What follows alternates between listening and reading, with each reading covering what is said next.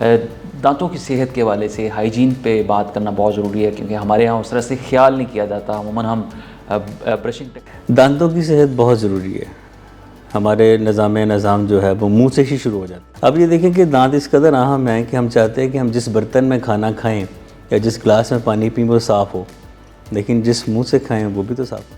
हमारे पास बहुत से लोग आते हैं कि डॉक्टर साहब हम तो दिन में 2 से 3 दफ़ा ब्रश करते हैं, हम तो हर खाने का ब्रश करते हैं, लेकिन हमारे दांत रात को जब खाना वाना खा लेते हैं, आप बिस्तर पर लेट जाते हैं, तो जो लेफ़्ट ओवर्स हैं खुराक के, जो मुँह में दाएँ बाएँ रह गए हैं, वो हमारे इंसानी थूक के बैक्टीरिया के साथ यही एसिड दांतों को उसी तरह गलाते हैं जैसे लकड़ी दीमक को खाती है या लोहे को जंग लगता है, और यही मसूड़ों की खराबी का बायस भी बनते हैं। हमारे दांत लंबाई के रुख हैं, हम ही उनको कुछ लोग तो जो है ना वो वर्टिकल करते हैं, राउंडेड तरीके से ब्रश नहीं करते लोग। राउंडेड तरीके से क्या होता है कि वो जगह जहाँ पे दांत और मसूड़े मिल रहे हैं वहाँ पे हाथ। अस्सलाम वालेकुम नाज़रीन, क्यू हेयर सेल्फ में आप सबको खुशामदीद। उम्मीद करते हैं आप सब खैरियत से होंगे। मैं डॉक्टर मटा। नाज़रीन, दांतों की सेहत के बारे में जानना बहुत ज़रूरी है कि दांतों के हम किस तरह से हेल्दी और सेफ़ रख सकते हैं, क्योंकि सेहत होगी तो हमारी स्माइल भी अच्छी होगी, और दांतों का ठीक होना कितना सेहतमंद ज़िंदगी के लिए मुफीद है। क्योंकि अगर दांत आपके ख़राब हैं तो इसका मतलब ये है कि आपके स्माइल पे ये कितना अफेक्ट कर सकते हैं, और स्माइल का होना बहुत ज़रूरी है, आपकी शख्सियत को किस तरह से बेहतर और इम्प्रूव कर सकता है। तो इस मौजू पे डिस्कस करने के लिए हमने मदऊ किया है डॉक्टर इमरान ज़िया के, जो कि डेंटल सर्जन हैं और इम्प्लांटोलॉजिस्ट हैं। आइए वेलकम करते हैं। डॉक्टर साहब, बहुत शुक्रिया फॉर द टाइम। दांतों की सेहत के हवाले से हाइजीन पे बात करना बहुत ज़रूरी है, क्योंकि हमारे यहाँ उस तरह से ख्याल नहीं किया जाता। अमूमन हम ब्रशिंग टेक्निक्स के बारे में नहीं जानते थे, तो थोड़ा सा इस पर रोशनी डालिएगा। ब्रशिंग टेक्निक्स बेसिकली किस तरह से हमें करनी चाहिए, रखनी चाहिए। बहुत शुक्रिया मुझे इन्वाइट करने का और इस बात का मौका देना का कि अल्लाह ने मुझे जो तजर्बा और इल्म दिया है उसकी बेस पे मैं आप लोगों के लिए कुछ भलाई का बायस बन सकूं। दांतों की सेहत बहुत ज़रूरी है। हमारे निज़ाम जो है वो मुंह से ही शुरू हो जाता है। बिल्कुल। अब ये देखें कि दांत इस कदर अहम हैं कि हम चाहते हैं कि हम जिस बर्तन में खाना खाएं या जिस गिलास में पानी पिएं वो साफ़ हो, लेकिन जिस मुंह से खाएं वो भी तो साफ़ होना चाहिए ना। हमारे पास बहुत से लोग आते हैं कि डॉक्टर साहब हम तो दिन में 2 से 3 दफ़ा ब्रश करते हैं, हम तो हर खाने का ब्रश करते हैं, लेकिन हमारे दांत ख़राब हैं। अब यहाँ पे 2 बातें आ गई, एक तो ब्रश सही वक्त पे ना करना और एक ब्रश सही तरीके से ना करना। मिसाल के तौर पे हमारे बड़े अरसे से बात चलती आ रही, बड़ों से चलती आ रही है कि जी सुबह उठ के ब्रश करना। सुबह उठ के ब्रश करने का फ़ायदा कोई नहीं है ना। ये तो ऐसी है जैसे कि आप कोई वाक़या हो जाए या कुछ चोरी हो जाए, उसके बाद आप लॉक लगा रहे हो। रात को जब खाना वाना खा लेते हैं, आप बिस्तर पे लेट जाते हैं, तो जो लेफ़्ट ओवर्स हैं खुराक के, जो मुंह में दाएँ बाएँ रह गए हैं, वो हमारे इंसानी थूक के बैक्टीरिया के साथ मिलके 2 एसिड्स बनाते हैं जिसको बिटारिक और लैक्टिक एसिड कहते हैं। यही एसिड दांतों को उसी तरह गलाते हैं जैसे लकड़ी दीमक को खाती है या लोहे को जंग लगता है, और यही मसूड़ों की खराबी का बायस भी बनते हैं यही 2 एसिड्स। अब 2 एसिड्स क्यों बनते हैं? हमारे दांतों पर प्लाक जमना शुरू हो जाती है। Plaque is collection of bacteria present in our saliva. वो आप दुनिया जहान के अच्छे से अच्छे टूथपेस्ट से भी कर लेंगे तो कुछ मिनटों बाद प्लाक बननी शुरू हो जाएगी। उसको अगर आप प्लाक को आप साफ़ नहीं करेंगे तो जम के वो टार्टर या कैलकुलस की शक्ल इख्तियार कर लेगी। अब दूसरे नंबर पे आता है सही तरीके से ब्रश ना करना। हमारे दांत लंबाई के रुख हैं, हम ही उनको कुछ लोग तो जो है ना वो वर्टिकल करते हैं, लेकिन कुछ हॉरिजॉन्टली भी इस तरह लोग हॉरिजॉन्टली ज़्यादा करते हैं। कुछ उसी तरह फोम झाग बनती है और वो खर और वो तसल्ली होती है कि जी हमारे यहाँ जी दांत बहुत साफ़ हो गए। हालांकि आप उस प्लाक को मज़ीद आगे धकेल रहे हैं जो कि आपके 2 दांतों के बीच में बनी हुई है। आप ऊपर नीचे साफ़ करेंगे तो वो दांत साफ़ होंगे। राइट। फिर राउंडेड तरीके से ब्रश नहीं करते लोग। राउंडेड तरीके से क्या होता है कि वो जगह जहाँ पे दांत और मसूड़े मिल रहे हैं वहाँ पे हाफ सर्कल बनता है। उस हाफ सर्कल को राउंडेड शक्ल में साफ़ किया जा सकता है, वैसे साफ़ नहीं हो सकते। अच्छा। तो अगर हॉरिजॉन्टली ब्रश करते हैं तो और ख़तरनाक है, वो करें या ना करें एक ही बात है। तो ब्रश को सही तरीके करने से का तरीका समझें, और ये तरीका आपको डेंटिस्ट बता सकता है। WHO की रिकमेंडेशन है कि साल में 2 दफ़ा डेंटिस्ट का विज़िट करना चाहिए, चाहे कुछ भी ना हो। तो अगर कुछ हो तो शुरू में वो चीज़ डिटेक्ट हो, उसका अर्ली इलाज हो, पैसे भी कम लगेंगे, विज़िट भी कम होंगे, तकलीफ भी कम हो। अच्छा डॉक्टर साहब, एक मिथ है कि लोग कहते हैं जी आपको स्केलिंग की तरफ नहीं जाना चाहिए, इससे एनामल जो है उतर जाता है और आपके दांत खराब हो जाते हैं, तो इस पे आपकी क्या राय है? जी बिल्कुल, जब ऐसा मुझसे कोई पूछता है तो मैं ये पूछता हूँ कि मुँह धोने से कोई नुकसान होता है या नहाने से नुकसान होता है। स्केलिंग बेसिकली दांतों की एक सफाई है। जब दांतों के ऊपर प्लाक या कैलकुलस टार्टर जो मैंने अभी बताया उसको साफ़ ना किया जाए तो वो आपके मुंह में बैड स्मेल का बायस बनता है, वो आपके मसूड़ों की ब्लीडिंग का बायस बनता है, अल्टीमेटली दांत में कैविटी बनने का सबब बनता है। तो स्केलिंग करवाना फ़ायदेमंद है बजाय इसके कि आप ये समझें कि नुकसानदेह है। अब मैं आपको बताता हूँ कि लोग नुकसानदेह क्यों कहते हैं। बहुत से लोगों को शिकवा ये होता है कि जब हम सफाई करवा के स्केलिंग करवा आते हैं तो हमें सेंसिटिविटी आ जाती है, हमें पानी भी ठंडा लगता है, हम मुंह से यूँ सांस भी लेते ठंडा लगता है। होता क्या है कि प्लाक या टार्टर उन जगहों पे जमा होता है जो कि मसूड़े ने कवर करनी होती हैं। हम जब खाना खाते हैं तो खाने के नवाले के दबाव के साथ वो प्लाक या टार्टर भी नीचे घिसता जाता है और वो मसूड़े को भी गम रिफ्लेक्शन या जिसको आमतौर पे हम मास्कोरा कहते हैं उसकी वजह बनता है। अब जब डेंटिस्ट अपने स्केलर के थ्रू वो प्लाक या टार्टर रिमूव करता है तो वो जगह एक्सपोज होती है जो दांत की सेंसिटिव होती है, या हो सकती है या हो जाती है वो एक्सपोज। तो कुछ दिनों के लिए सेंसिटिविटी आती है, उसके बाद ठीक हो जाता है। तो स्केलिंग करवाना फ़ायदेमंद है, नुकसानदेह नहीं है। हाँ जी, अलबत्ता अगर आप डेंटिस्ट की बजाय अताई या कोएक्स से कराएंगे फिर नुकसानदेह, क्योंकि वो दांत को रगड़ के साफ़ करते हैं।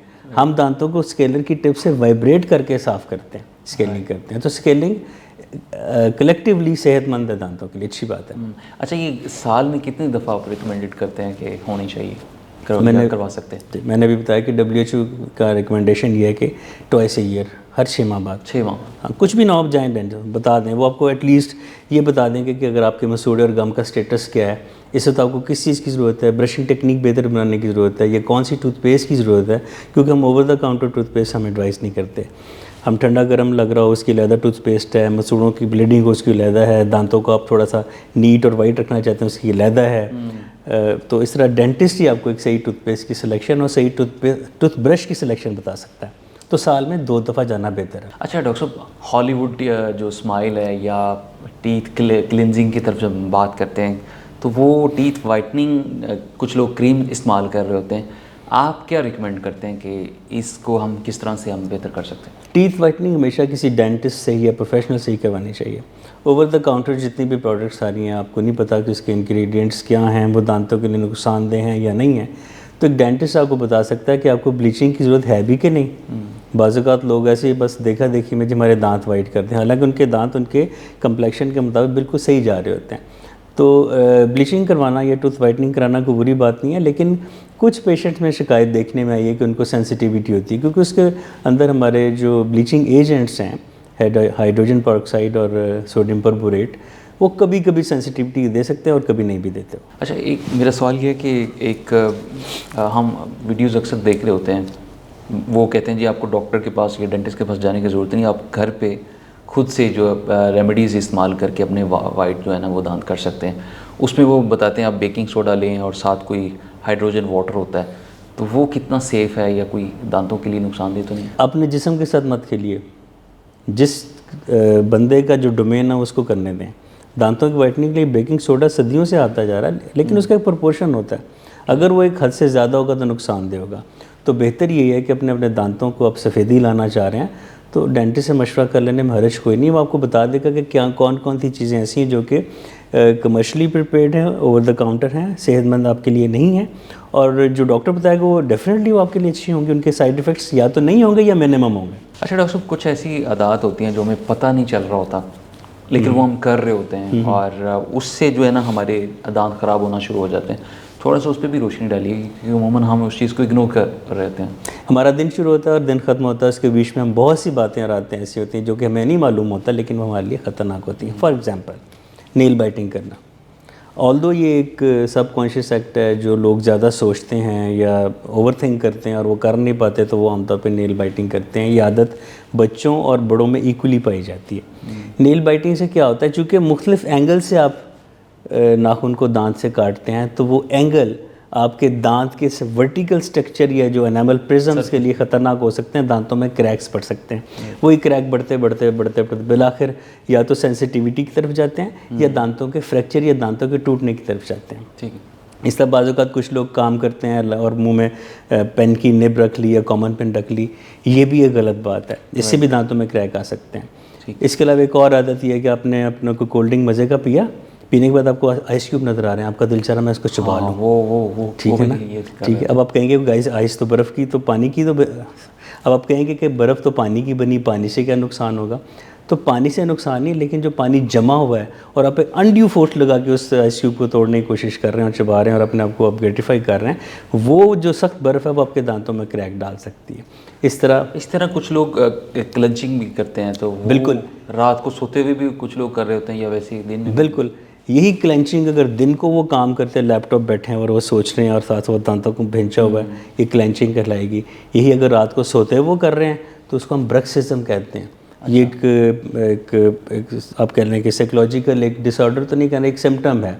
जो ज़्यादा ड्रीमिंग करते हैं, ज़्यादा सोचते हैं, ज़्यादा उनका सोचने का काम है, वो रात को सोते में दांत पीसते हैं। इसकी एक बाकायदा ट्रीटमेंट होती है। तो इसका भी कोई प्रोटोकॉल है ट्रीटमेंट का? ये नुकसानदेह है कितना? बिल्कुल नुकसानदेह है, क्योंकि आप जब दांत क्लेंच करेंगे, ज़ोर से भेजेंगे आपस में, या रात को सोते में रगड़ेंगे, बाकायदा आवाज़ें आ रही होती हैं। उससे क्या होता है कि दांतों की जो ऊपर की जो पहली प्रोटेक्टिव लेयर एनामल है वो घिस जाती है, नीचे डेंटिन निकल आती है। डेंटिन सेंसिटिव होती है ठंडे और गर्म के लिए। तो ऐसे लोगों के ट्रीटमेंट फौरी तौर पर हम ये करते हैं, इनको हम एक सिलिकॉन का एक टूथ गार्ड या नाइट गार्ड बना देते हैं। अच्छा। वो रात को सोते मुंह में लगा लेंगे तो फिर वो गार्ड के ऊपर ही वो सारा सख्ती आएगी जो भी रगड़ेंगे। या दिन में काम करते भी लगाया जा सकता है वो नाइट गार्ड, डे में भी लगाया जा सकता है। कि अब जब ज़्यादा आपने 3-4 घंटे खामोश रहना और आपको ख़तरा है कि आप दांत पीसेंगे, तो आप सिलिकॉन का वो गार्ड मुँह में रख लेते हैं, वो सेफ है। बिल्कुल। उसके अलावा इसकी हम फिर ट्रीटमेंट करते हैं, उनको रिलैक्स, उनको न्यूरोलॉजिस्ट के पास या किसी मेडिकल फिजिशियन के पास भी हम भेजते हैं कि इनको रिलैक्स रहने की आदत डालें, इनको मेडिकेशन करें या काउंसलिंग करें या जो भी। ठीक है डॉक्टर साहब, डू एंड डोज बता दें, कुछ प्रिकॉशन मेजर्स क्या होना चाहिए इस वाले से दांतों की सेहत में? बिल्कुल, ऐसी तमाम चीज़ें जो दांतों पे चिपकी रह जाएं और मीठी हों, उनसे परहेज़ करना चाहिए। Chocolates, sweets, candies, fries, French fries, ये जो आलू के चिप्स हैं, चावल, क्योंकि दांतों का सबसे बड़ा दुश्मन कार्बोहाइड्रेट है, नशास्ता है। ठीक है। और बच्चे जो है चॉकलेट्स भी खा रहे हैं, इसी पे ही खा रहे हैं, और फिर वो दांतों को कीड़ा भी लग रहा है। बिल्कुल, ज़रूर खाएं, लेकिन उसके बाद ब्रश कर लें। फिर ऐसी चीज़ें जो रिफाइंड होती हैं, शवारमा ब्रेड है, आम ब्रेड है, ये मेजर पोर्शन चला जाता है, लेकिन इसके बहुत जो माइक्रो पार्टिकल दांतों के बीच में रह जाते हैं, वो फिर वही काम ख़राब करते हैं ओरल बैक्टीरिया के साथ मिलके। बार बार खाने की आदत को ख़त्म करें। ठीक है। रात सोने से पहले ब्रश करें। फाइब्रस डाइट खाएं जो दांतों में रुके नहीं। ठीक है ना, मतलब अनछने जो गंदम के आटे की रोटी खाएं, वो आमतौर पर वो नहीं टिकती, मुँह में सारी मैदे में चली जाती है। ठीक है। पानी का इस्तेमाल हर थोड़ी देर बाद 1-2 सिप ले लें, ताकि अगर कुछ है भी मुंह में तो चला जाए। रात सोने से पहले ब्रश करें। ब्रश करने का सही तरीका डेंटिस्ट से सीखें। साल में 2 दफ़ा डेंटिस्ट के पास जाएं। ये वो तमाम डूज़ एंड डोंट्स हैं जिसके साथ अपने अपने दांतों की क्वालिटी, उनकी ज़िंदगी बढ़ा सकते हैं। मैं आखिर में पैगाम देना चाहूँगा कि ज़िंदगी बहुत खूबसूरत है, तो इसको खूबसूरत अंदाज से गुजारें। बहुत शुक्रिया जी। नाज़रीन, हमारे साथ मौजूद थे डॉक्टर इमरान ज़िया, जो कि और कंसल्टेंट डेंटल सर्जन और साथ साथ इम्प्लांटोलॉजिस्ट भी हैं, और हमारे साथ हमें बता रहे थे कि हम डेंटल हाइजीन की तरफ कैसे जा सकते हैं, या जो दांतों की सेहत है उसको हम कैसे इम्प्रूव और बेहतर कर सकते हैं। उम्मीद करते हैं आपको आज का शो बहुत मुफीद साबित होगा। अपने मेज़बान डॉक्टर माडो को इजाज़त दीजिए। अल्लाह निगहबान।